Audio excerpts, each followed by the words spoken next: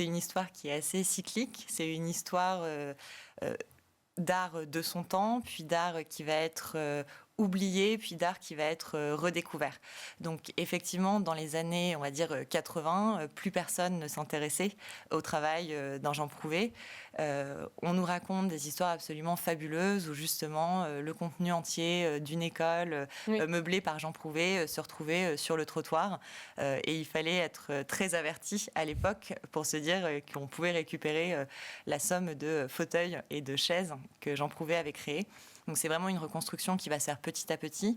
Il y a tout un ensemble de personnes, et notamment des professionnels et notamment des galeristes, qui pendant de très nombreuses années se sont penchés sur le sujet, ont fait des recherches, ont rassemblé des œuvres, et petit à petit ont réussi à ramener en fait sur le devant de la scène tous ces designers mythiques. À l'extrême opposé, le fait que justement ces artistes-là aient souvent fait l'objet de commandes publiques, de commandes institutionnelles, leur a permis aussi de laisser leur nom dans le marbre et d'être aisément reconnaissable au moment de la redécouverte. Je dirais que c'est quand même un marché qui est en forte progression depuis le début des années 2000, avec un pic sur les 10-15 dernières années.